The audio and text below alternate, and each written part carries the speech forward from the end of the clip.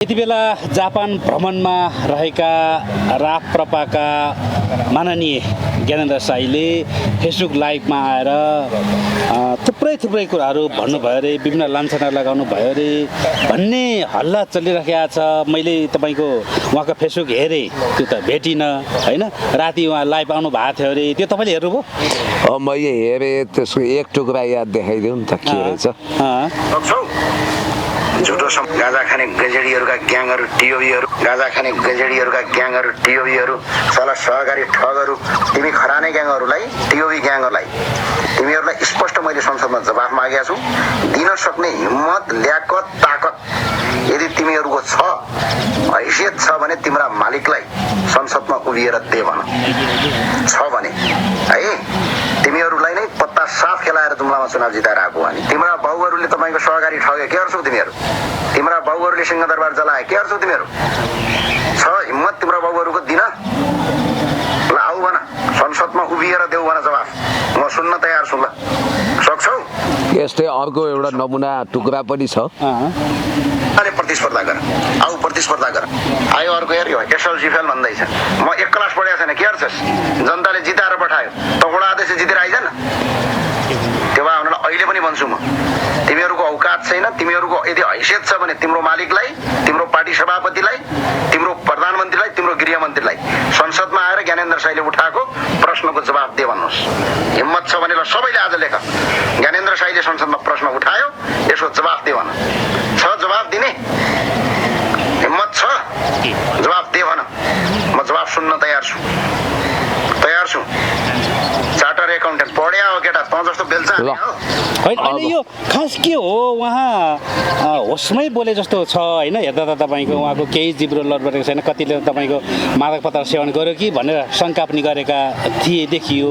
तर उहाँको यो बोली हेर्दाखेरि तपाईँको होसमै राम्रै तरिकाले विवेक पुऱ्याएरै बोलेको जस्तो देखिन्छ। के हो यो? अब यो अब ज्ञानेन्द्र साई असलीमा के हुन् भन्ने कुरोको परिचय यही भिडियोले दिन्छ। संसदमा दौरा सुरुवाल लगाएर ठाटिएर त्यो स्क्रिप्टेड कुरा पढेको ज्ञानेन्द्र साई र स्पोन्टेनियस लाइभमा आएको ज्ञानेन्द्र साईको जुन अन्तर छ, तपाईँ त्यो व्यक्तित्वको बिचको अन्तरलाई कसरी निहाल्नुहोस् भने असली ज्ञानेन्द्र साई चाहिँ यी अहिले हेरेको हो। त्यो संसदमा हेरेको चाहिँ डेन्टिङ पेन्टिङवाला हो, त्यो कस्मेटिक हो, लिफापोती हो। भलै ज्ञानेन्द्र साईले आधारभूत कुराहरू हामीले उठाएका कुराहरूलाई जोड दिएका छन्। मैले हर्क साम्पाङज्यू हामीले उठाएका सैद्धान्तिक प्रश्नहरूलाई उनले उठाए, तर उठाउने शैली हो त एउटा सांसदको बोल्ने मर्यादा ढाँचा कोही रासपावाला जस्तै हो त। उजुरी गर्दैछन् भन्नु पनि। अब यदि रासपा पक्षधरले उजुरी गरे भने यो फाइदा चाहिँ कसलाई त? तपाईँको ज्ञानेन्द्र साईलाई फाइदा हुन्छ कि तपाईँको यो रासपा पक्षलाई फाइदा हुन्छ? के हुन्छ? होइन, अब डाडु पनि उनीहरूको छ, सरकार उनीहरूको छ। यो सरकार त सधैँभरि रहँदैन नि त। तपाईँको हुनसक्छ 5 वर्ष जाला, अथवा 4 वर्ष जाला, 3 वर्ष जाला, अथवा 10 वर्ष जाला, सधैँभरि त यो सरकार रहँदैन। त्यही भएर उनलाई के भनेको मैले भने, तपाईँ राप्रपामा पनि एक्लिनु भएको छ, लिङ्गदेनको पनि तपाईँलाई साथ छैन। तपाईँले महत्त्वाकांक्षा राखेपछि त्यहाँभित्रका कन्जर्भेटिभ ग्रुप अहिले रवि लामिछानेले जति एट्याक गर्यो त्यति खुसी भएको छन्। हाम्रो राजनीतिक त नेगेटिभिटीमा छ नि त। त्यसकारण तपाईँको जय कल्याण भलाइ यसैमा हुन्छ। ज्ञानेन्द्र साईजी तपाईँ नम्र हुनुहोस्, राजनीतिक हुनुहोस् र हर्क साम्पाङज्यूसँग तपाईँले राजनीतिक हिसाबले सहकार्यको हात बढाउनुहोस्। भनेपछि रासपाले जसो जसो गर्यो उसो मानिदिनु पर्यो। ज्ञानेन्द्र साईले जसो जसो पाउनु पर्छ उसो स्वा भने जस्तो गरिदिनु पर्ने हो। होइन, हुनुको अर्थ के हो? नरम हुने भने त्यस्तो होइन। राजनीतिक भाषा र शिष्टता मर्यादा प्रयोग गर्नुपर्छ। राजनीति गर्ने मान्छेले यो बाउ तेरा बाउ साला यस्ता शब्दहरू प्रयोग गर्नु हुँदैन। यो सर्वाधिक हानिकारक हुन्छ। त्यही भाषा प्रयोग नगरेर पनि राम्रो सब बोल्न सकिन्छ नि त। राजनीतिक भाषाहरू प्रयोग गरौँ राजनीतिक मान्छेले। र अर्को कुरो, मैले तपाईँले हर्क साम्पाङज्यूसँग चाहिँ सहकार्य गर्नुहोस् भनेको, रासपासँग होइन। उनले हर्क साम्पाङसँग सहकार्य गरेर राजनीतिक रूपमा खराब प्रवृत्ति, टिओबीवाला, राष्ट्रघाती प्रवृत्ति, ठग प्रवृत्ति, नेपाल विरोधी प्रवृत्तिसँग लड्ने हो भने। अब यति बेला धरानकै चर्चा गर्नुपर्दाखेरि धरानमा त्यहाँ राई र लिम्बू एक अर्काको बिचमा आरोप प्रत्यारोप मा उत्रिएका छन् क्या, गाली गलौजमा उत्रिएका छन् होइन। मेरो र तेरो भन्ने तरिकाले देखिएको छ, यो नहुनु पर्थ्यो र अझै पनि केही बिग्रेको छैन, यो नहोस् होइन। त्यहाँ विभिन्न चरणमा चाहिँ छलफल र बहसहरू भइरहेका छन् होइन। पक्कै पनि यो कन्क्लुजन निस्किनु पर्ने पर्छ पनि। र यो यसो भइरहँदाखेरि चाहिँ अहिले कतिपयले युज एन्ड थ्रो गर्ने तरिकाले डिभाइड एन्ड रुलको त्यो लागू गरिरहेको भन्ने कुराहरूमा आइरहेका छन्। तपाईँले यहाँ बसेर के देख्नुहुन्छ? यहाँबाट तपाईँ काठमाडौँबाट टेलिस्कोप लाएर हेर्दाखेरि के बुझ्नुहुन्छ त्यहाँ चाहिँ? मैले पनि यो दुर्भाग्यपूर्ण समाचार सुन्दा मलाई पनि एकदम दुःख लाग्यो। यो नहुनु पर्ने, यो कसले गरिरहेछ? भाइ फुटे गवार फुटे, एक अर्कामा जुदाउने बजाउने, गाड कोराको गर्ने, भुँडी फोराफोर गराइदिने, त्यहाँका देशभक्त इमान्दार राई लिम्बू दाजुभाइको बिचमा अथवा भनौँ न अझ समग्रमा भन्दा सबै जात जातिको बिचमा फाटो ल्याउने, देशभक्तहरूलाई विभाजित गर्ने, लडाइदिने बजाइदिने काम पक्कै पनि डिप स्टेटका तत्त्वहरूले, पार्टीभित्र घुसेका खराब तत्त्वहरूले अथवा बाह्य तत्त्वहरूले जसले सामदाम दण्डभेद नीति प्रयोग गरेका छन्, जसले श्रम संस्कृति पार्टीलाई चक्राचुर पार्न चाहेका छन्, तिनले कुचित रूपमा। अब के छ भने त्यहाँ जुन विजयपुरमा चाहिँ राईहरूको चिन्डो राखिएको भन्ने कुरो छ होइन, त्यो वाबुक राखिएको रहेछ पनि, देखिन्छ पनि। त्यो चिन्डो चाहिँ तपाईँको आज राखिएको पनि होइन भन्ने धेरैले भनेको छ। केही वर्ष अगाडि राखिएको थियो, त्यो पनि 4 किराँत संस्थाहरूको सहमतिमा होइन। तपाईँको किराँत राई, किराँत लिम्बू, किराँत याक्खा र किराँत सुनुवार भनेर चाहिँ त्यो 4 किराँत संस्थाको चाहिँ समझदारीमा छलफल पछाडि त्यो राखिएको भन्ने कुरो सुन्नमा आएको छ। अनि त्यो कुरोको सतह चाहिँ आज आएको छ क्या। र कुरोको यसरी आयो कि तपाईँको आज हर्क साम्पाङले राखेको जस्तै गरेर हर्क साम्पाङमाथि खैरो खन्न थालेका छन्। न त हर्क साम्पाङले गएर त्यहाँ राख भनेको हो, न त हर्क साम्पाङको कुनै संलग्नता छ त्यहाँनिर होइन। तर गाली चाहिँ फेरि आज हर्क साम्पाङको पार्टीले दिइराखेका छन् क्या। होइन, त्यो मिसअन्डरस्ट्यान्डिङ भएको हो, सुनियोजित रूपमा झुटो। मिसअन्डरस्ट्यान्डिङ भन्दा पनि हर्क साम्पाङको पार्टीलाई कसरी चाहिँ विफल बनाउन सकिन्छ भनेर चाहिँ खेल गरे पनि भन्छन्। जनतामा चाहिँ जस्तो सोझा साझा लिम्बू साथीहरूमा, दाजुभाइ दिदीबहिनीमा मिसअन्डरस्ट्यान्डिङ गराइदिएको छ। उनीहरू हर्क साम्पाङजीलाई एउटा विकासवादी देशभक्त नेताको रूपमा स्वीकार्दै थिए, जातीय लेभल लगाइदिने अनावश्यक काम भएको छ। हर्क साम्पाङज्यूले त सबै जाति भाषा धर्म लिङ्ग वर्ण सबैलाई सम्मान गर्नुभएको छ, इज्जत गर्नुभएको छ, सबैको कदर गर्नुभएको छ। सबैलाई सयौँ थुङ्गा फुल्का हामी एउटै माला नेपाली, सार्वभौमै फैलिएको मेची महाकाली भन्ने कवि प्रदीप कुमार राई उर्फ व्याकुल माइलाको यो राष्ट्रिय गानको भावधारालाई समेटेर उहाँले सबै इन्द्रेणीमय जात जाति भाषा भाषीलाई उहाँले समेटेर बहुभाषिक पाठशाला पनि उहाँले त्यहाँ खडा गर्नुभएको छ। र उहाँमाथि यो राई लिम्बू समुदायको बिचमा फुट ल्याउने गरी उहाँलाई नै दोषारोपण गर्न केही पूर्वमा काम गरिरहेका एमएनओको ह्याङओभर बोकेका उग्र जातिवादी सङ्गठनहरूले अहिले खास गरी भन्ने भने विदेशीको इसारामा त्यहाँ हङ्गामा गरिरहेको मैले बुझाएको छु। खास गरी एमएनओ पृष्ठभूमिका मानिसहरूको अहिले पनि बिउ रहेछ, कोही जनमुक्तिमा रहेछन्, कोही कुमार लेङदेन भनेर हिँडेका छन्, कोही के छ। म उहाँहरूलाई के भन्छु भने तपाईँहरूमा किन यो कुण्ठा र हिंताबोध हो? आज पूर्वमा हर्क साम्पाङ एउटा चुनौती बन्नुभयो डिप स्टेटको लागि, देशघातीहरूको लागि। पूर्वबाट उदाएको त्यो घामले देशैव्यापी प्रभाव छ र तपाईँहरू पूर्वका केही डाँडाहरूमा कुदिरहनु भएको छ, तर उहाँको प्रभाव देशव्यापी भयो, अन्तर्राष्ट्रिय रूपमा भयो भनेर औडा भयो तपाईँहरूलाई, छटपट्टि भयो कि त मिलेर सहकार्य गर्नुहोस्। हर्क साम्पाङ भने एउटै जाति भाषाको मात्रै लिडर होइन, उहाँ राष्ट्रिय लिडर हो। राष्ट्रिय लिडर बन्न खोज्दा तपाईँहरू छटपट्टि भयो। तपाईँहरूले के निजीकरण गर्न खोजे? उहाँ सबैको लिडर बन्न खोजिरहनु भएको छ। त्यस कारणले गर्दाखेरि हर्क साम्पाङलाई भोलि म प्रधानमन्त्री हुन्छु, म देश बनाउँछु भन्ने सपना उहाँको विफल पार्नको लागि एक त तपाईँको देशी विदेशी प्रतिक्रियावादीहरू छँदैछन्, त्यसमा पनि बकिनु भएन। मेरो विचारमा शान्ति समझदारीका साथ राई लिम्बू तामाङ गुरुङ मगर बाहुन छेत्री सबै मिलेर सबै हितेरी मितेरीका साथ त्यहाँ एक चित्त एक दिल भएर देश बनाउन लागौँ र सबैले हर्क साम्पाङलाई विश्वास गरौँ। उहाँ असल व्यक्ति हो, उहाँलाई नेकपा एमाले र काङ्ग्रेसले पनि साथ दिइसकेका बेलामा अहिले काङ्ग्रेस एमालेको केही गुनासो छैन हर्क साम्पाङज्यूप्रति।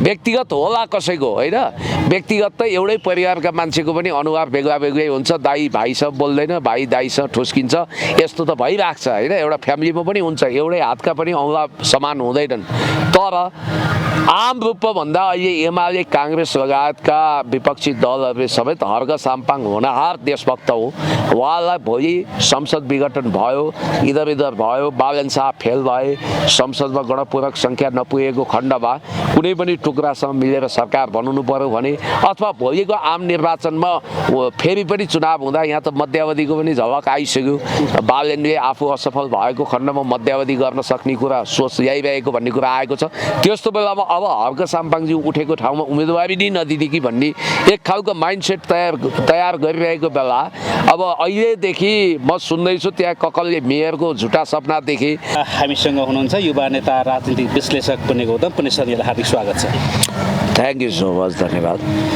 यति बेला जापान भ्रमणमा रहेका राप्रपाका माननीय ज्ञानेन्द्र साईले फेसबुक लाइभमा आएर थुप्रै कुराहरू भन्नुभयो अरे विभिन्न लान्छना लगाउनु भयो अरे भन्ने हल्ला चलिरहेको छ मैले तपाईँको उहाँको फेसबुक हेरेँ त्यो त भेटिनँ होइन राति उहाँ लाइभ आउनु भएको थियो अरे त्यो तपाईँले हेर्नुभयो मैले हेरेँ त्यसको एक टुक्रा याद देखाइदिउँ नि त के रहेछ झुटो गाँजा खाने गजेडीहरूका ग्याङहरू टिओबीहरू गाँजा खाने गजेडीहरूका ग्याङहरू टिओबीहरू सला सहकारी ठगहरू तिमी खराने ग्याङहरूलाई टिओबी ग्याङहरूलाई तिमीहरूलाई स्पष्ट मैले संसदमा जवाफ मागेको छु दिन सक्ने हिम्मत ल्याकत ताकत यदि तिमीहरूको छ हैसियत छ भने तिम्रा मालिकलाई संसदमा उभिएर दे भन छ भने है तिमीहरूलाई नै पत्ता साफ खेलाएर जुम्लामा चुनाव जिताएर आएको अनि तिम्रा बाउहरूले तपाईँको सहकारी ठगे के गर्छौ तिमीहरू तिम्रा बाउहरूले सिंहदरबार जलाए के गर्छौ तिमीहरू छ हिम्मत तिम्रो बाउहरूको दिन ल आऊ भन संसदमा उभिएर देऊ भन जवाफ म सुन्न तयार छु ल सक्छौ यस्तै अर्को एउटा नमुना टुक्रा पनि छ अरे प्रतिस्पर्धा गर आऊ प्रतिस्पर्धा गर आयो अर्को हेऱ्यो एसएलसी फेल भन्दैछ म एक क्लास पढेको छैन के गर्छस् जनताले जिताएर पठायो त वडा अध्यक्ष जितेर आइज न त्यो भए हुनलाई अहिले पनि भन्छु म तिमीहरूको औकात छैन तिमीहरूको यदि हैसियत छ भने तिम्रो मालिकलाई तिम्रो पार्टी सभापतिलाई तिम्रो प्रधानमन्त्रीलाई तिम्रो गृहमन्त्रीलाई संसदमा आएर ज्ञानेन्द्र साईले उठाएको प्रश्नको जवाफ दे भन्नुहोस् हिम्मत छ भने ल सबैले आज लेख ज्ञानेन्द्र साईले संसदमा प्रश्न उठायो यसको जवाफ दे भन छ जवाफ दिने हिम्मत छ जवाफ दे भन म जवाफ सुन्न तयार छु चार्टर एकाउन्टेन्ट पढ्या हो केटा त जस्तो बेल्छ होइन यो खास के हो उहाँ होसमै बोले जस्तो छ होइन हेर्दा त तपाईँको उहाँको केही जिब्रो लडबडेको छैन कतिले तपाईँको मादक पदार्थ सेवन गर्यो कि भनेर शङ्का पनि गरेका थिए देखियो तर उहाँको यो बोली हेर्दाखेरि तपाईँको होसमै राम्रै तरिकाले विवेक पुऱ्याएरै बोलेको जस्तो देखिन्छ के हो यो अब यो अब ज्ञानेन्द्र साई असलीमा के हुन् भन्ने कुरोको परिचय यही भिडियोले दिन्छ संसदमा दौरा सुरुवाल लगाएर ठाटिएर त्यो स्क्रिप्टेड कुरा पढेको ज्ञानेन्द्र साई र स्पोन्टेनियस लाइभमा आएको ज्ञानेन्द्र साईको जुन अन्तर छ तपाईँ त्यो व्यक्तित्वको बिचको अन्तरलाई कसरी निहाल्नुहोस् भने असली ज्ञानेन्द्र साई चाहिँ यी अहिले हेरेको हो त्यो संसदमा हेरेको चाहिँ डेन्टिङ पेन्टिङवाला हो त्यो कस्मेटिक हो लिफापोती हो भलै ज्ञानेन्द्र साईले आधारभूत कुराहरू हामीले उठाएका कुराहरूलाई जोड दिएका छन् मैले हर्क साम्पाङज्यू हामीले उठाएका सैद्धान्तिक प्रश्नहरूलाई उनले उठाए तर उठाउने शैली हो त एउटा सांसदको बोल्ने मर्यादा ढाँचा कोही रासोपावाला जस्तै हो त होइन तपाईँले जसरी भन्नुभयो नि सांसदमा डेन्टिङ पेन्टिङ कस्मेटिक बोल्छन् ज्ञानेन्द्र साईले उनको असलियत चाहिँ यो हो भनिरहँदाखेरि अब के ज्ञानेन्द्र साईले जो बोल्नु भएको छ अहिले त्यो चाहिँ के सत्य हो सही हो भन्नु खोज्नुभएको हो होइन सत्य कुरा कसरी उठाउने भन्ने त्यसको पनि तौर तरिका हुन्छ नि मैले पनि सत्यको पक्षमा न्यायको पक्षमा इन्साफको पक्षमा देश जनता विकास समृद्धिको पक्षमा आवाज बुलन्द गरिरहेको हुन्छ हर्क साम्पाङले पनि गरिरहनुहुन्छ हर्क साम्पाङले फेसबुक लाइभ पनि गर्नुहुन्छ अनि त्यसपछि संसदमा पनि बोल्नुहुन्छ इन्टरभ्यू पनि दिनुहुन्छ तर उहाँले कतै काहीँ साला जस्ता शब्दहरू होइन तेरा बाउ यस्तो उस्तो भन्ने शब्द प्रयोग गर्नुहुन्न कहिलेकाहीँ गोइठे भन्नुहुन्छ त्यो जनजीवनमा प्रचलित शब्द हो होइन त्यसकारण म उहाँलाई के भन्छु भने भाषामा अधिक मर्यादा र संयमता राख्नुहोस्। होइन ठिक छ, भाषाको कुराले अलिकति एकछिन परे राखौँ। जसरी नि तपाईँको ज्ञानेन्द्र साईले भन्नुभयो सिंहदरबार जलाउने टिओबी के कुरा गर्नुभयो, यो त अरू प्रतिवेदनमा अरू छानबिन समितिले पनि विभिन्न सामाजिक सञ्जालमा उठिरहेको कुरो हो नि त। तपाईँको अहिले जो सरकारमा छ त्यही सरकारमा हुनेहरूकै ग्रुपले चाहिँ यो गरेको भनेर चाहिँ शङ्का उपशङ्का र लान्छनाहरू लगाइरहँदाखेरि ज्ञानेन्द्र साईले बोल्नु त यो कतै संयुक्त मात्रै होइन होला। योभन्दा अगाडि चाहिँ उनी जोगाएरै बोल्थे, कतिले उनलाई हुन नसकेको अहिले जोगाएर बोलेनन्, सत्य बोले भन्नु खोज्नुभएको हो। बिचमा कुरा चपाएर बोल्थे, नापी जाची भविष्यमा रासपा हुनुपर्ने हो कि भन्ने सोच राखेर उनले बोल्थे।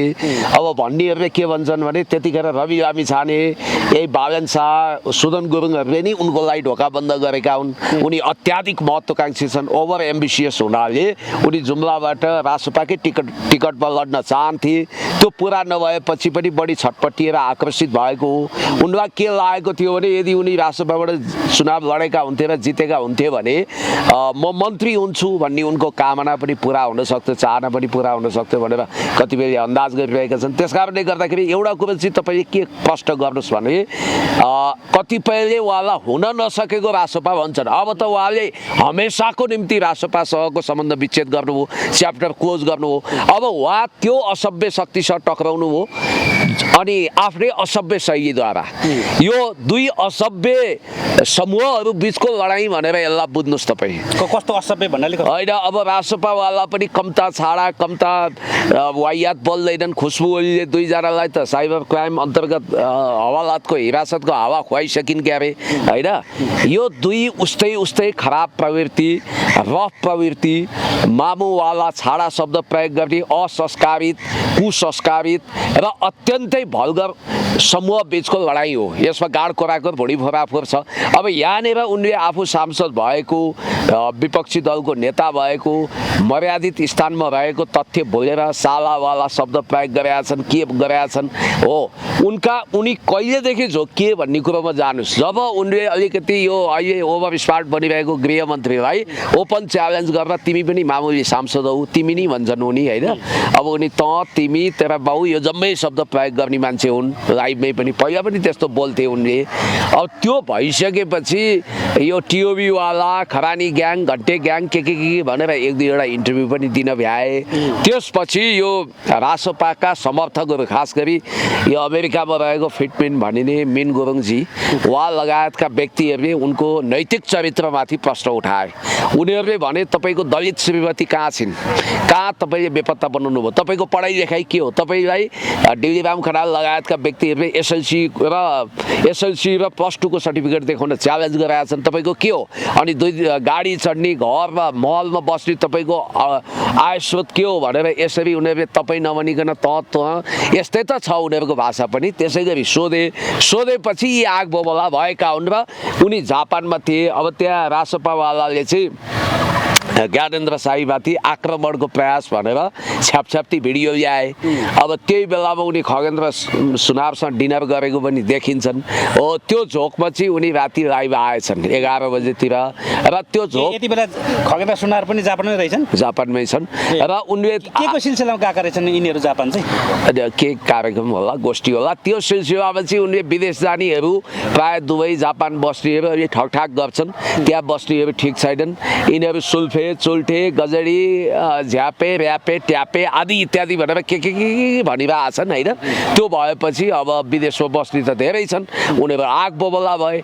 यो यसो हेर्दाखेरि आफू सिसाको घरमा बसेर अर्काको सिसाको घरमा ढुङ्गा हान्यो भने त्यसको परिणाम धेरै गम्भीर हुन्छ। अब उनको व्यक्तिगत अन्तरङ्ग जीवनका सबै पाटो पक्षहरू खोतलेर ल्याएका छन्। जस्तो उनले म भारतमा हुँदाखेरि भारतीय सेनाको हतियार परीक्षण गर्थेँ भन्ने कुरा देखि लिएर होइन अब के नासाको कुरा जम्मै ल्याएको छ नि उनले हो यो सुन्नु न यो कुराहरू पुरानो भइसक्यो हामी यो नयाँ कुरामा चाहिँ म होइन म एकैछिन होइन त्यो आरोप चाहिँ तपाईँको केही समय अगाडि मानव अधिकारको प्रतिवेदनमा पनि आएको थियो होइन चाहिँ सत्ता पक्षकै यतिजना उतिजना भन्ने कुरोमा आएको थियो अब ज्ञानेन्द्र साईले पनि त्यो कुरो उठायो सामाजिक सञ्जालमा प्रश्न उठिरहेको छ होइन सरकार पक्षले नै तपाईँको भनेको छ सरकार पक्षलाई आज खरानी ग्याङ भनेर घन्टे ग्याङ भनेर विभिन्न आरोप लगाइरहेका छन् मान्छेहरूले होइन गाली गरिरहेका छन् अब यसरी सामाजिक सञ्जालमा सरकार पक्षलाई खरानी ग्याङ भनेर गाली गर्दाखेरि आरोप लागिरहँदाखेरि अनि के अरे बालवाला प्रतिनिधि सभा सदस्यले चाहिँ यसरी भन्दाखेरि अनि मानव अधिकारको प्रतिवेदन आउँदाखेरि त होइन पक्कै पनि दालमे कुछ कालाए भन्ने नै देखियो होइन त प्रमाणित हुन्छ होइन त अब होइन त्यो त भयो नि आइरन कट्स आइरन भने जस्तो खराब प्रवृत्ति विरुद्ध खराबैहरू लड्छन् भन्ने पनि एउटा प्राकृतिक न्यायको सिद्धान्त छ तर यहाँनिर कुरा के हो भने आधारभूत रूपमा उनलाई जसरी एट्याक गरेका छन् जस्तो कसले एट्याक गरे फेरि राष्ट्रपावालाले पुरै एट्याक युद्धै छेडेका छन् त उनले त ठुलो मूल्य चुकाउनु पर्ने त्यस्तै पर्यो भने उनलाई ध्वस्त नि पार्ने गरी उनको नैतिक सामाजिक चारित्रिक योग्यता क्षमता सबै माथि चौतर्फी हजारौँ लाखौँ भनेपछि हिजोको दिनसम्म हर्क साम्पाङलाई आक्रमणमा उत्रिरहेका थिए राष्ट्रपाका कार्यकर्ताहरू आज फेरि हर्क साम्पाङलाई छोडेर ज्ञानेन्द्र साईतिर लागे खोज्नुभएको हो मलाई त अब 7 वर्षदेखि उनीहरूले लगातार मिडियामा एट्याक गरिरहेछन् तपाईँलाई पनि एट्याक गरिरहेको मलाई त गरिरहेछन् नि मलाई कहाँ छोड्छन् के बिगारिदिनु पर्छ होइन के बिगार्नै पर्दैन उनीहरूको आलोचना गर्यो भने त्यो मान्छे राक्षस भइहाल्छ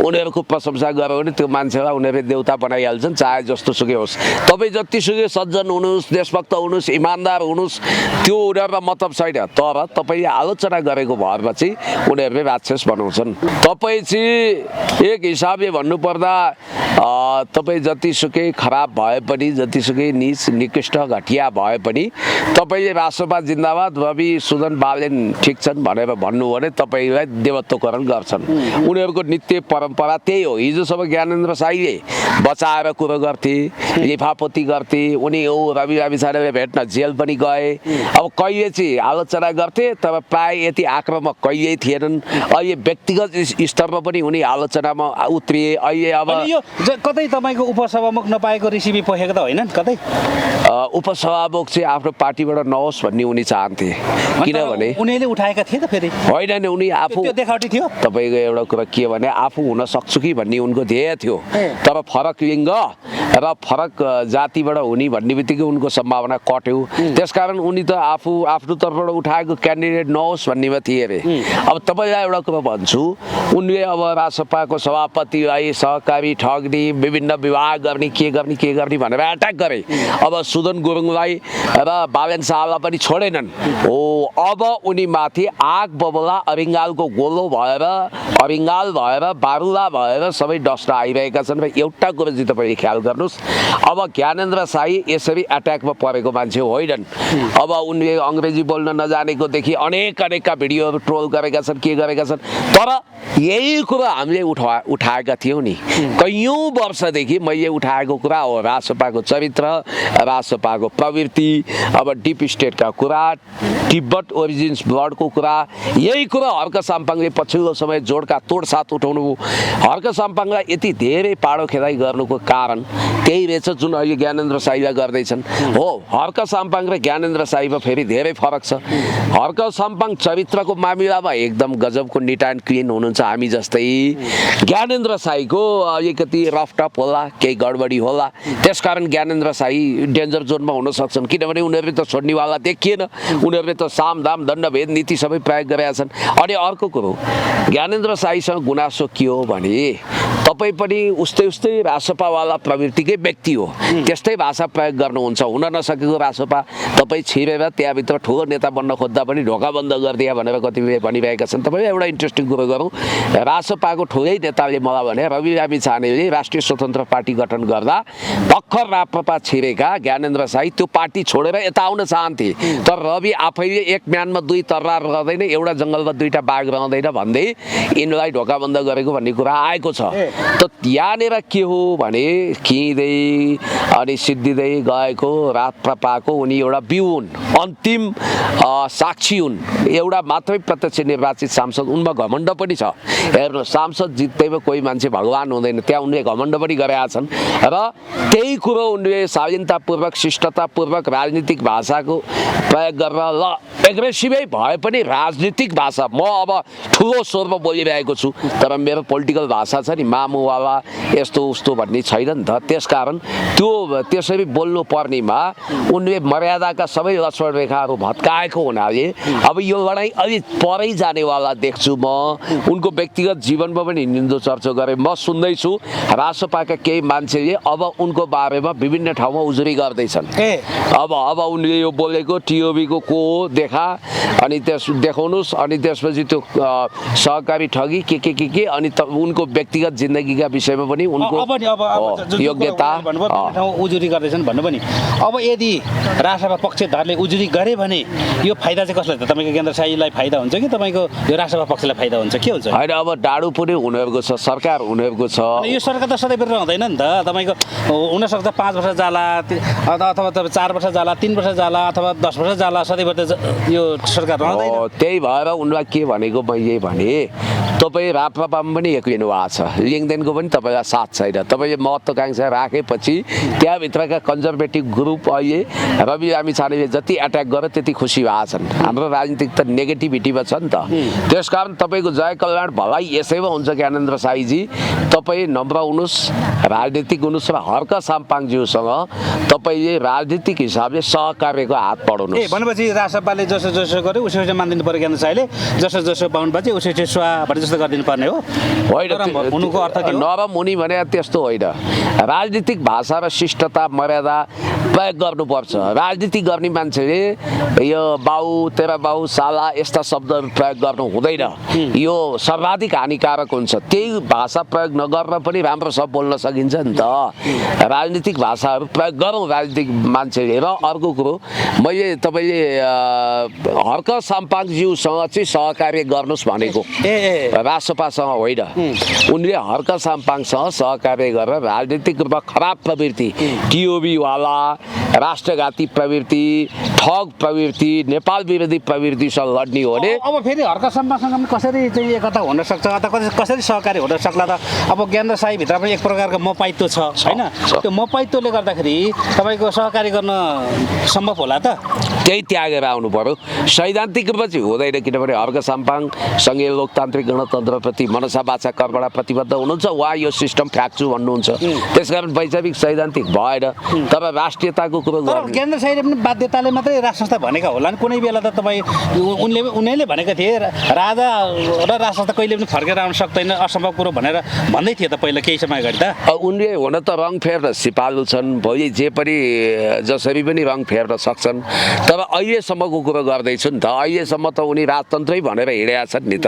यो कुरालाई मध्यनजर गर्नुपर्छ हामीले। ओके, अब उनले के अरे चार्टर्ड एकाउन्ट पढेको के कुरा पनि गरेको छ। यो त तपाईँको विवाद आएको थियो पहिला, फेरि पनि त्यही कुरा दोहोऱ्याएको रहेछ। त जस्तो चाहिँ बेल्चा हानेर आएको हो र म त चार्टर्ड एकाउन्ट पढेको के भन्ने कुरा उठाएको रहेछ नि त त्यहाँनिर। त्यो भनेका छन् उनले, के भनेका छन् होइन। अब हुन त डेली राम खनालले वर्षौँ अगाडि तपाईँले सिएससिए पढेको भन्ने होइन, एसएलसीमा +2 को सर्टिफिकेट पेस गर्नुहोस् अनि ठुला कुरा गर्नुहोस् भनेर भनेकै हुन् होइन। अब यो कुराहरू नितान्त उठिरहेछन्। अब उनको हकमा के हुन्छ भने उनका जति पनि प्रमाणपत्र छन् त्यसलाई ओरिजिनल डकुमेन्टमा उनले आफ्नो वेबसाइटमा अथवा आफ्नो सञ्जालमा अथवा आफ्नो मिडिया मार्फत सार्वजनिक गर्नु राम्रो हुन्छ। ओके, अब अर्को कुरो, राष्ट्रिय स्वतन्त्र पार्टीकै सांसद आशिका तामाङको पनि के कुरा उठेको अरे भन्ने कुरो आइराखेको छ। खास के हो यो चाहिँ, के हो यो हल्ला चाहिँ के हो? अब यो उठ्या हो, यो अस्ति उज्यालो नेपाल भन्ने मिडियामा पनि आएको छ। विदेश बस्ने एकजना व्यक्तिको ब्याङ्क एकाउन्टको पैसा उनले चलाएको र त्यसमा उनले चेक जारी गरेको, इस्यु गरेको चेक चाहिँ बााउन्स भएको र आशिका तामाङलाई कानुनी रूपमा अप्ठ्यारो भएको कुरो प्रमाणसहित करोडौँ रुपियाँको केस रहेछ त्यो उठेको छ र त्यो उनी सांसद हुनाले सत्तारूढ दलको सांसद हुनाले अहिले प्रशासन मौन रहेको तर यसपछि कारबाही चलाउनु पर्यो भनेर ती व्यक्ति अब नेपाल आउन लागेको भन्ने कुरा आएको छ। भनेपछि चेक बााउन्सको कुरा हो, चेक बााउन्सको कुरा होइन। आशिक तपाईँको विभिन्न विकृति विसङ्गति व्यथिति विरुद्ध आवाज उठाइरहने मान्छे उहाँले पनि त्यस्तो गर्न सक्ला र? अब त्यही आएको छ त, अब सबै तथ्यहरू आएको छ। अब हामीले पनि हेऱ्यौँ मिडियामा सबै कुरा आइरहेछ। त्यस कारणले तपाईँको एउटा कुरा के छ भने अर्काको घरमा झ्यालमा ढुङ्गा हान्नु अगाडि आफू सिसाको घरमा बसेको छ कि छैन भन्ने कुरा ख्याल गर्नुपर्छ। म तपाईँलाई अब एउटा यहाँ भिडियो पनि आएको रहेछ, अलिकति यो तपाईँलाई सो गर्न चाहन्छु। अब यहाँ धेरै कुराहरू आएको छ होइन। अब के कुरा सत्य तथ्य के हो भन्ने कुरो चाहिँ हामीले एकदमै छानबिन गर्नुपर्छ। यहाँ एउटा हेरौँ। राष्ट्रपति सांसद आशिका जोडिएको 1,35,00,000 को चेक किर्ते प्रकरण, अमेरिकामा रहेकी महिलाको हस्ताक्षर चोरेर चेक बाउन्स, सानीमा बैंक र गृह प्रशासनमाथि नै गम्भीर प्रश्न।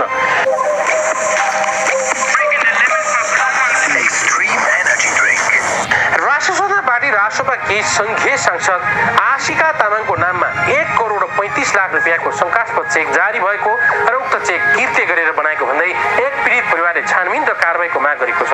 अमेरिकामा बस्दै आएकी भक्तपुरकी कुसमा बुढाथोकीको नाममा रहेको सानीमा बैंकको चेकमा नक्कली हस्ताक्षर गरी सांसद तामाङको नाममा रकम भुक्तानीको लागि पेश गरिएपछि यो गम्भीर बैंकिङ अपराध र राजनीतिक कनेक्सनको खुलासा भएको र यो कुरा साला खाला। अब यस्तो त आइरहेको छ। हाम्रो त्यो एकजना सोसियल मिडियामा खुब बोलिरहने प्रचण्डहरूलाई आरोप लगाउने पहिला माओवादीकै कार्यकर्ता हुनुहुन्थ्यो रहनुराम चौधरी, नाम पक्कै सुन्नुभएको छ होइन। विभिन्न टेलिभिजनमा आदर्शको ठुलो ठुलो गफ गर्ने, अरूलाई भ्रष्ट देख्ने, अपराधी देख्ने, कतै पूर्व माओवादी पनि हुन् के अरे हो, माओवादी हो, लडाकु हुन्। अनि उनी चाहिँ अहिले करापझ्याप भएर गिरफ्तार भएका छन्। उनलाई ठगी करोडौँ ठगी भनेका छन्। अब त्यो हुनु त अदालतले प्रमाणित गरेर भएदेखि अनि निर्दोष भए क्लिन चिट पाउला, दोषी भए तपाईँको अब उनी अपराध प्रमाणित होला। तर मैले केही मिडियाहरूमा हेरेको थिएँ, तपाईँहरूको मिडियामा त्यहाँ पीडितहरू भनिने आएका थिए, सब प्रमाण आएका थिए। उनीहरूले कसरी उनले प्रभाव पारे, बैंक खातामा हाल्न लगाए, आफ्नो खाता होइन अरूको खाता प्रयोग गर्दा रहेछन्, कसरी मोटो रकम असुले, कसरी विदेश लगिदिन्छु, कोही स्पेन, कोही क्रोएसिया, कोही पोर्चुगल, कोही कहाँ लगिदिन्छु भनेर युरोप छिराउँछु भनेर उनले कसरी मोटो रकम असुल गरेका रहेछन् भन्ने कुरो पनि त अब त्यहाँ आइरहेछ। त्यसकारण मैले भन्न खोजेको मान्छेलाई बाहिरबाट हेर्दा जति सोबर, जेन्टल, इमान्दार देखिन्छ उसको भित्री कुरा पनि थाहा पाउनुपर्छ। यिनै ज्ञानेन्द्र साईको विषयमा पनि जनआस्था.com ले अस्ति किशोर श्रेष्ठले पोडकास्टमा पनि भन्नुभयो, कालीमाटीमा यो कोरोना कालमा राहत वितरण गर्छु भनेर 10 लाखको चामल लगेको, त्यसको बिल पे गरेका छैन भनेर आइरहेको थियो त कुराहरू।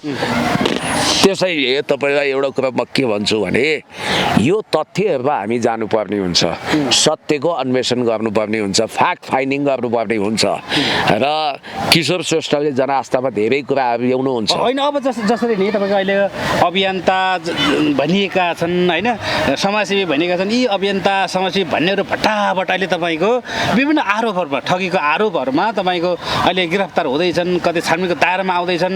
के हो यो खासमा? यो के यो अभियन्ता समाजसेवी भन्ने नै गलत हो कि के हो? होइन, अभियन्ताका खोल ओढेका केही धन्दा सेठहरू, केही ठगहरू, केही अपराधी लुटेराहरूले अहिले सबभन्दा बढी रासपामा छारी लिए। अब रासपामा छारी लिएपछि त त्यो पार्टी के हो त? हिजो चामल चोर्नेहरू पनि त्यही छन्, हिजो देश जलाउने पनि त्यही छन्, हिजो तपाईँको सहकारी ठग्ने पनि त्यही छन्, विभिन्न किसिमको कृत्य जालसाची गर्नेहरू पनि त्यही छन् भन्ने बित्तिकै आज टालिन गइरहेका छन्।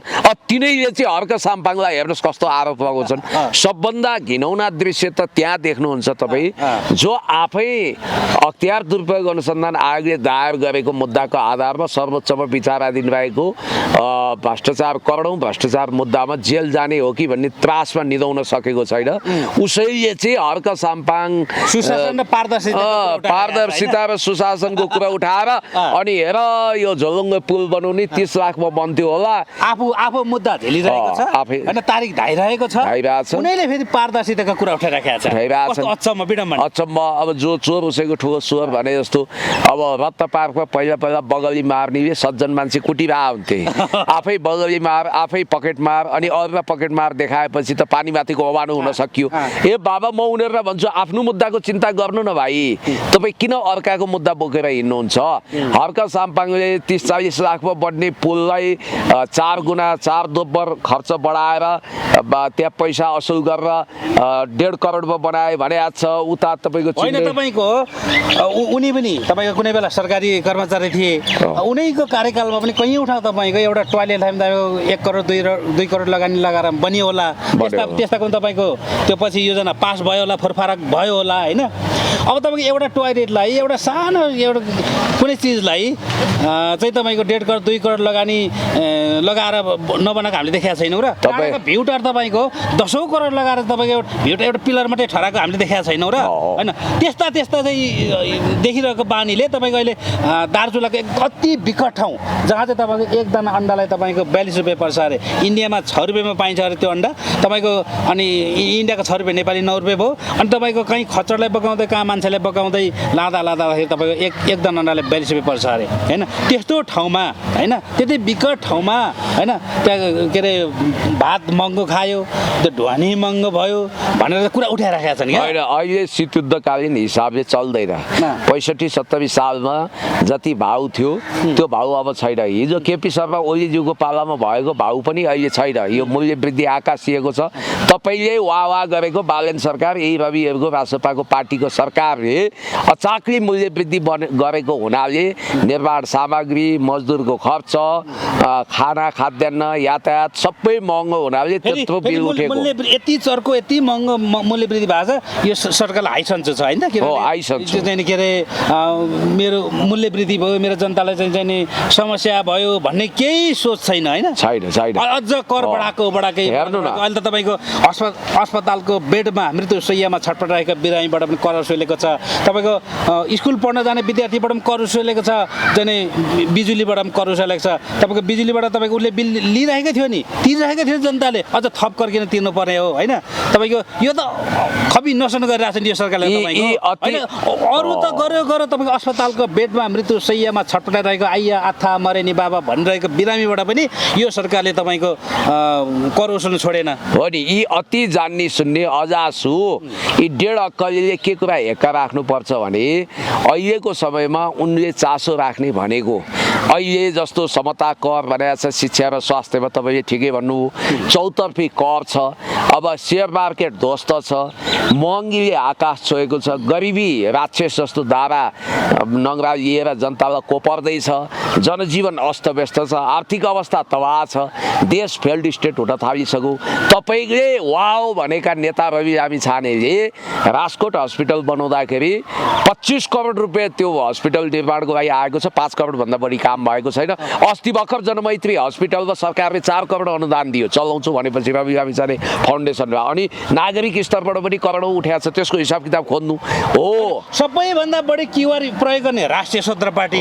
अनि क्युआर पार्टी भनेर आरोप लगाउनु चाहिँ उनका समर्थकहरूले चाहिँ श्रम शक्ति पार्टीले आरोप लगाउँछ आज राष्ट्रिय स्वतन्त्र पार्टीको वेबसाइटमा होइन प्रत्येक वेबसाइटको पेजमा क्युआर थापेको हुन्छ खल्ती एपहरू राखिएको हुन्छ होइन सहयोग गर्नुहोस् भनेर त्यहाँ क्युआर थापिएको हुन्छ होइन यति मात्रै तपाईँले भन्नु राजकोट हस्पिटल बनाउँदा होस् चाहे तपाईँको यहाँ जनमैत्री अस्पतालमा कोरोना कालको कुरा होस् चाहे तपाईँको द लिडर कार्यक्रममा होस् तपाईँको उनले प्रत्येक पटक तपाईँको सहयोग माग गरेर कार्यक्रम गरेका छन् होइन त्यो गऱ्यो त्यसको पारदर्शिता के होला आफ्नो ठाउँमा पारदर्शिता भयो भएन त्यो हामी त्यो छुट्टा निकाय होइन तर आज उनको राजसभाको RSP.com तपाईँको के अरे प्रत्येक पेजमा के अरे छ नि के अरे क्युआर किन थापियो त होइन सहयोग गर्नु भने किन मागियो ऊ चाहिँ क्युआर पार्टी नहुने भन्छ के नेपालको जनताहरूले? सबभन्दा ठुलो चन्दाको धन्दा गर्ने क्युआर पार्टी भनेको राष्ट्रिय स्वतन्त्र पार्टी हो।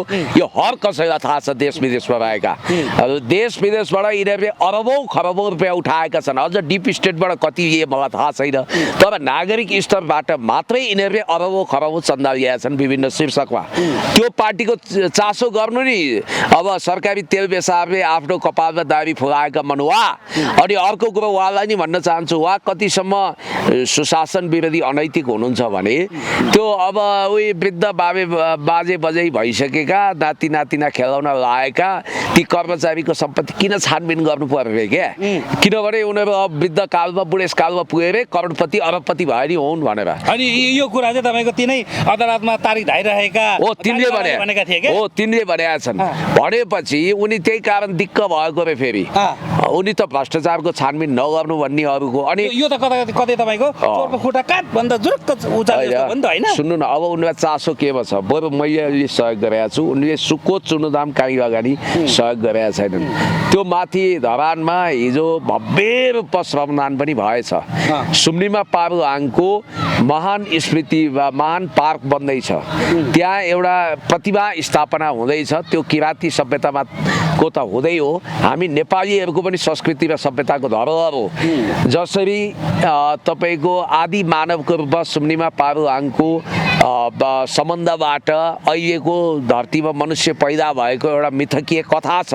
त्यो कथाको सम्मान स्वरूप एउटा सुम्निमा पारुहाङ पार्क बनाउँ, त्यसपछि लिम्बूहरूको पनि आस्थाको प्रतीक सिलाम साकमा बनाउँ, मन्दिरहरू बनाउँ, सबै धर्म संस्कृतिलाई प्रमोट गरौँ भनेर हेलव दलव चटाई बगुन्द्रीमा बसेर देश जनता विकास समृद्धिको लागि घोटिएको हर्क साम्पाङले पहल गर्नुभएको छ। कोसीको पानी ल्याएर नागरिकहरूलाई म खुवाउँछु, काकाकुल भएको जनतालाई म खुवाउँछु भनेर अरबौँ बजेट छुट्याउनु पनि योगदान दिनुभएको छ। अब उहाँलाई गनगन गरेका छ, खनगन गरेका छ, किचकिच गरेका छ। ए बाबा हो, यो सबैबाट एउटा कुरा चाहिँ हर्क साम्पाङज्यूले सजग हुन आदिको घेरा हुन्छ। हरेक नेगेटिभ मान्छेबाट एउटा कुरा सिक्न सकिन्छ।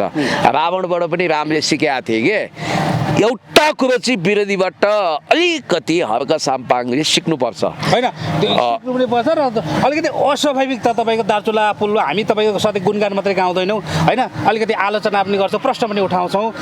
जसरी यातायात खर्च अस्वाभाविक रूपमा देखियो होइन, खाने खर्च त तपाईँको खानु नै भनेर त्यहाँ सहयोग गरेको रहेछ। पैसा त्यो उमा त्यही उठेको पैसामा जोडेर देखाइयो बिलमा चाहिँ। तर त्यहाँ आउनेले ल यो चाहिँ यो पैसाले त तिमीहरू चाहिँ भेडा किनेर खाऊ, यो पैसाले तिमीहरू च्याङ्ग्रा किनेर खाऊ, यो पैसाले तिमीहरू खसी किनेर खाऊ होइन, यो पैसाले यसो गर यो खाऊ भनेर खाने शीर्षकमै दिएको रहेछ।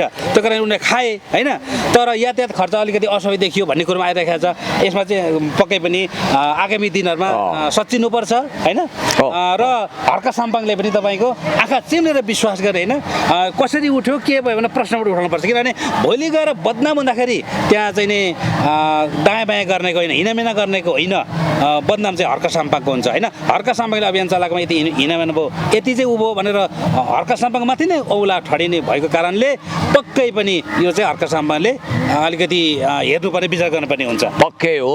अब जस्तो अब विरोधीहरूले त 5 लाख 10 लाख पर्ने जग्गालाई 40-50 लाख लागत लगाएर किने, कमिसनको खेल भयो, करोडौँ रुपियाँ घपला भयो भनेर वाहियात झुटो अतिरञ्जित प्रचार गरिदिन्छन्। यसको लागि चाहिँ उहाँले गर्ने के हो भने पार्टीभित्र एउटा छानबिन आयोग जस्तो बनाइदिने र यी कुराहरूको हिसाब किताब माग्ने के हो त भनेर एउटा यो। दोस्रो चाहिँ उहाँले के गर्नु पर्यो भने हरेक व्यक्तिलाई शङ्का र विश्वास दुवैको नजरले हेर्नु पर्यो।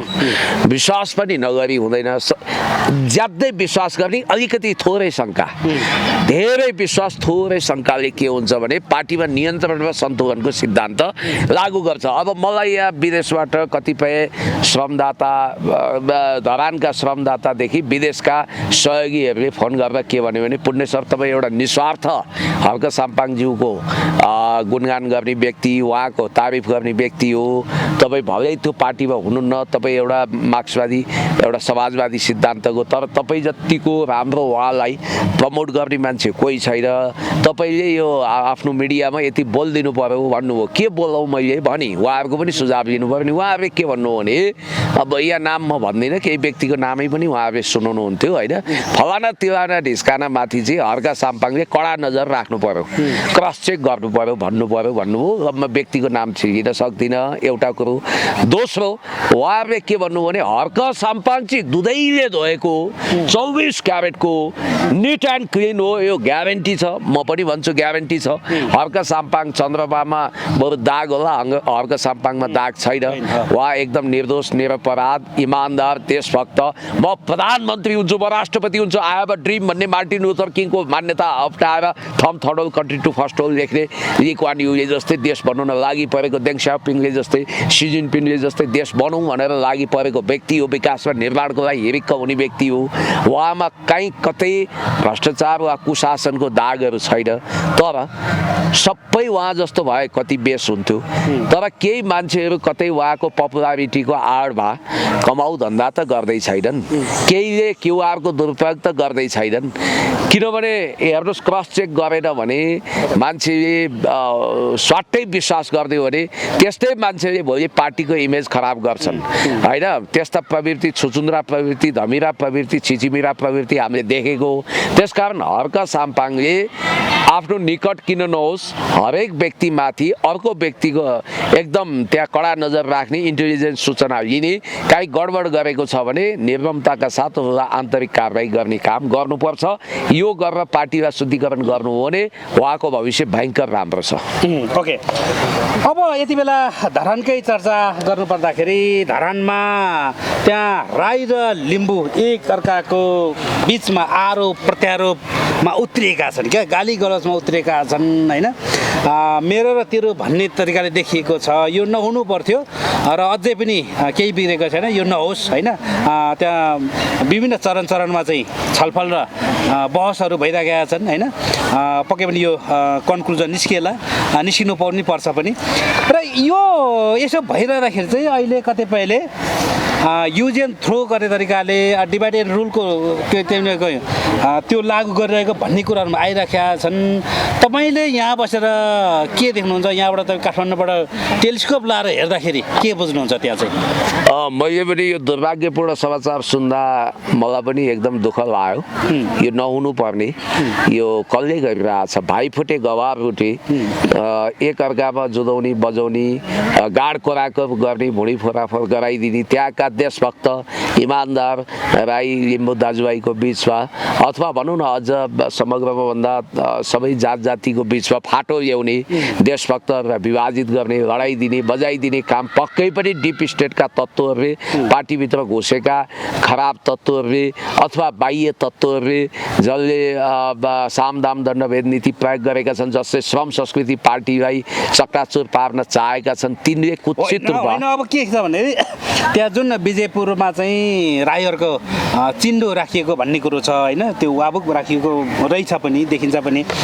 त्यो चिन्डो चाहिँ तपाईँको आज राखिएको पनि होइन भन्ने धेरैले भनेको छ। केही वर्ष अगाडि राखिएको थियो, त्यो पनि 4 किराँत संस्थाहरूको सहमतिमा होइन। तपाईँको किराँत राई, किराँत लिम्बू, किराँत याक्खा र किराँत सुनुवार भनेर चाहिँ त्यो 4 किराँत संस्थाको चाहिँ समझदारीमा छलफल पछाडि त्यो राखिएको भन्ने कुरो सुन्नमा आएको छ।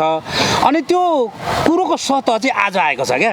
र कुरोको यसरी आयो कि तपाईँको आज हर्का साम्पाङले राखेको जस्तै गरेर हर्का साम्पाङमाथि खैरो खन्न थालेका छन्। न त हर्का साम्पाङले गएर त्यहाँ राख भनेको, न त हर्का साम्पाङको कुनै संलग्नता छ त्यहाँनिर होइन। तर गाली चाहिँ फेरि आज हर्का साम्पाङको पार्टीले दिइराखेका छन् क्या। होइन, त्यो मिसअन्डरस्ट्यान्डिङ भएको हो, सुनियोजित रूपमा झुटो मिसअन्डरस्ट्यान्डिङ भन्दा पनि हर्का साम्पाङको पार्टीलाई कसरी चाहिँ विफल बनाउन सकिन्छ भनेर चाहिँ खेल खेलेको अरे पनि भन्छन्। जनतामा चाहिँ जस्तो यस्तो सोझा साझा लिम्बू साथीहरूमा दाजुभाइ दिदीबहिनीमा मिसअन्डरस्ट्यान्डिङ गराइदिएको छ। उनीहरू हर्क साम्पाङज्यूलाई एउटा विकासवादी देशभक्त नेताको रूपमा स्वीकार्दै थिए, जातीय लेभल लगाइदिने अनावश्यक काम भएको छ। हर्क साम्पाङज्यूले त सबै जाति भाषा धर्म लिङ्ग वर्ण सबैलाई सम्मान गर्नुभएको छ, इज्जत गर्नुभएको छ, सबैको कदर गर्नुभएको छ।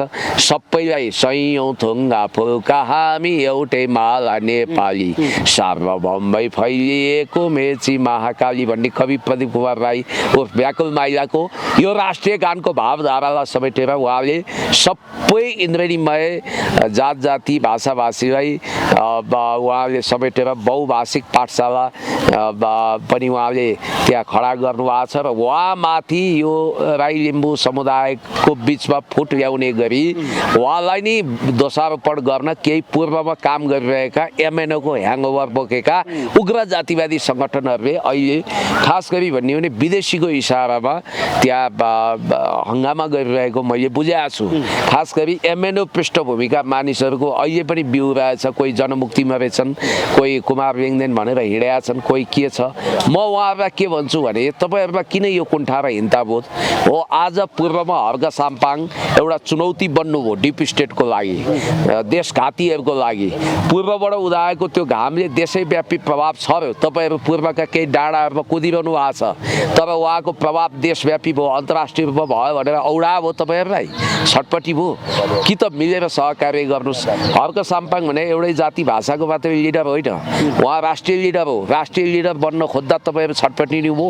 तपाईँहरूले के निजीकरण गर्न खोजे? उहाँ सबैको लिडर बन्न खोजिरहनु भएको छ। त्यस कारणले गर्दाखेरि हर्क साम्पाङलाई भोलि म प्रधानमन्त्री हुन्छु, म देश बनाउँछु भन्ने सपना उहाँको विफल पार्नको लागि एक त तपाईँको देशी विदेशी प्रतिक्रियावादीहरू छँदैछन्, त्यसमा पनि बकिनु भएन। मेरो विचारमा शान्ति समझदारीका साथ राई लिम्बू तामाङ गुरुङ मगर बाहुन छेत्री सबै मिलेर सबै हितेरी मितेरीका साथ त्यहाँ एक चित्त एक दिल भएर देश बनाउन लागौँ र सबैले हर्क साम्पाङलाई विश्वास गरौँ। उहाँ असल व्यक्ति हो। उहाँलाई नेकपा एमाले र काङ्ग्रेसले पनि साथ दिइसकेका बेलामा अहिले काङ्ग्रेस एमालेको केही गुनासो छैन हर्क साम्पाङज्यूप्रति।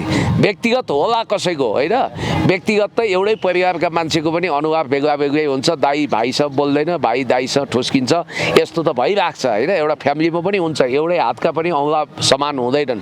तर आम रूपमा भन्दा अहिले एमाले काङ्ग्रेस लगायतका विपक्षी दलहरूले समेत हर्क साम्पाङ होनहार देशभक्त हो।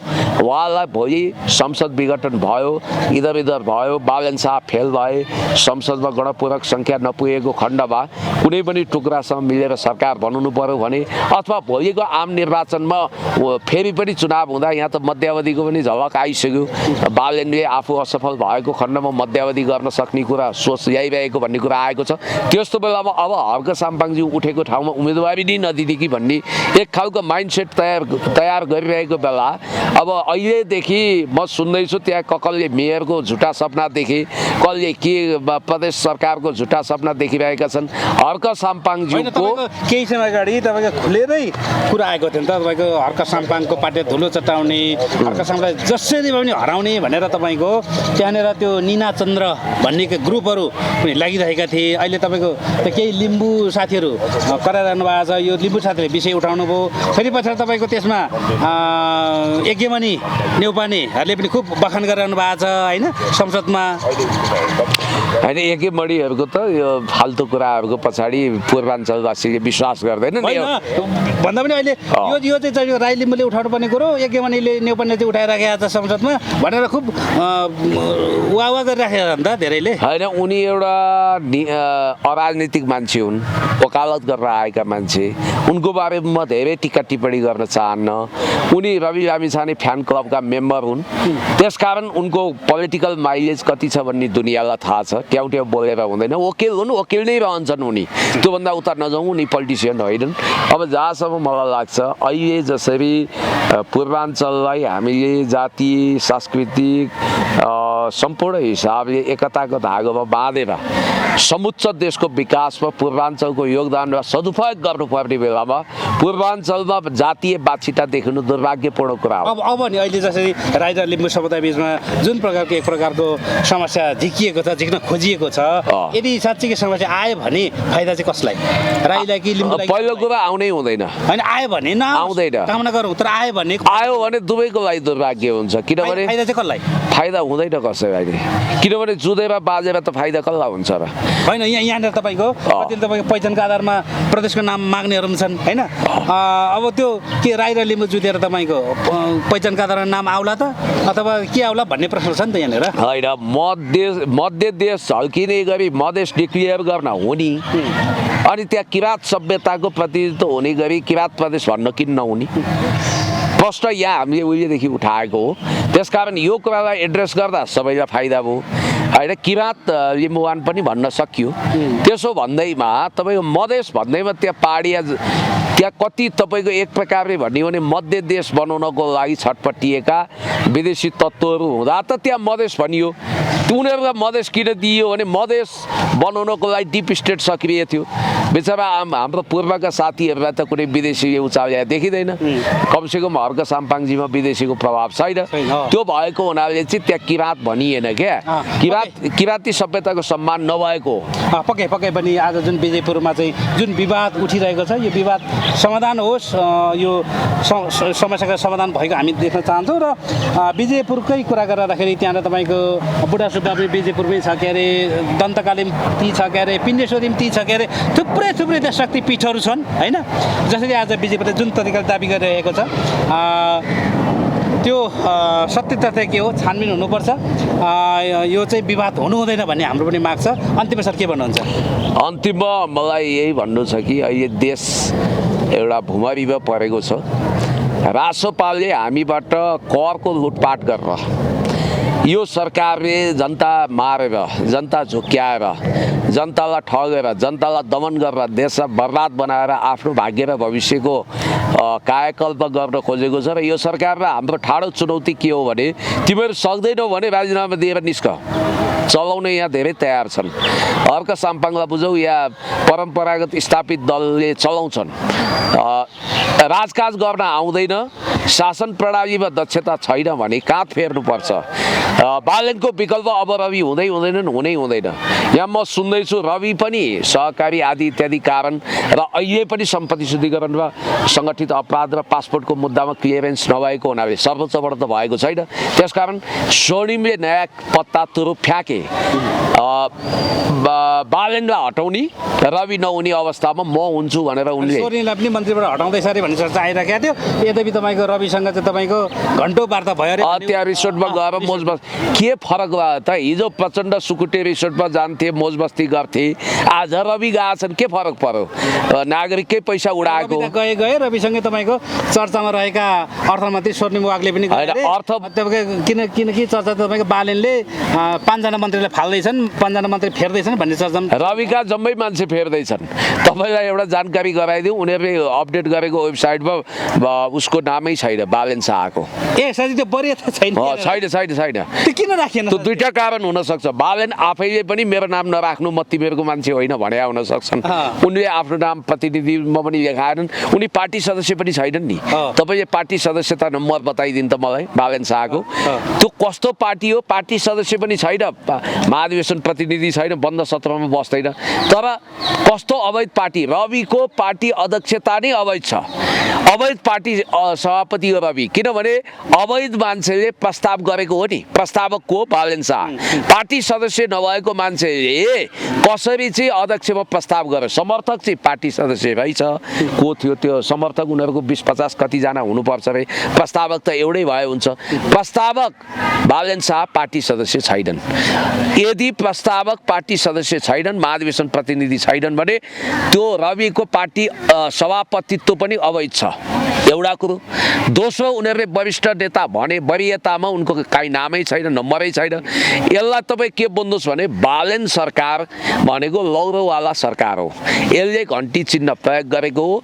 म सुन्दैछु उनीहरूले लौरो अन्तर्गतै बरु भविष्यमा गगन थापासँग मिल्ने गरी नयाँ विधान भित्री रूपमा तयारी गरिसकेर लौरोवाला मान्छे को नाइके भनेको, मुखिया भनेको यिनी हुन्। त्यसपछि दोस्रो सेकेन्ड म्यान भने कुमार बेन हो, थर्ड म्यान भनेको अब सुनिल हो। यिनीहरूको यसरी तय भएको छ। यिनीहरूले अहिले एउटा रणनीति के बनायो भने केही मान्छेलाई चाहिँ त्यहाँ छाडिराख्ने, भूपदेव अब उता गइसक्यो भन्ने छ।